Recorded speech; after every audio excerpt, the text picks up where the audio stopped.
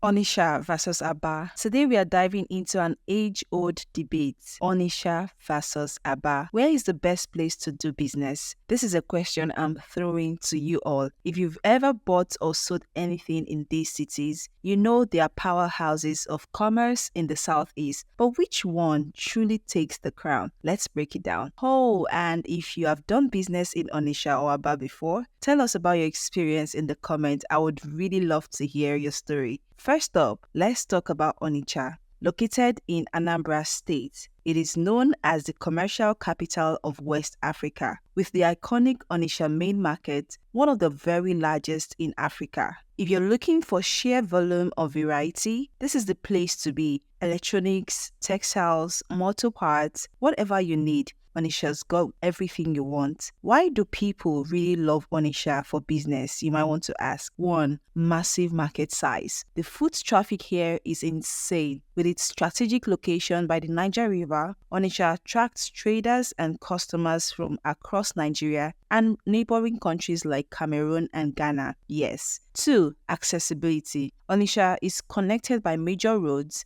bridges, and even the River Niger port, which facilitates easy transport of goods. But hold on, it's not all rosy. The downsides can be that Onitsha is notorious for congestion. Yes, traffic can be a nightmare in this city. And finding parking, forget it. Plus, high competition can make it tough for smaller businesses to thrive. So, have you ever hustled in Onitsha before? Was it so smooth sailing or survival of the fittest? Let us know in the comments. Moving on to Aba, the DIY king of Nigeria. The do-it-yourself king of Nigeria. Abia State Industrial Heartland. This is Aba. If Onitsha is about volume, Aba is about innovation. Known as Nigeria's China, Aba is famous for its made-in-Nigeria goods, everything from shoes to car, furniture, and even machinery parts. Aba doesn't just sell products, it creates them. Now, to the big question, what makes Aba stand out? 1. Innovation hub. Aba is a melting pot of creativity. Its leather and garments industries are unmatched, attracting buyers from across Africa. 2. Cost effectiveness. Doing business here can be way cheaper than in Onitsha, especially if you're in manufacturing. The cost of living is lower and labor is affordable.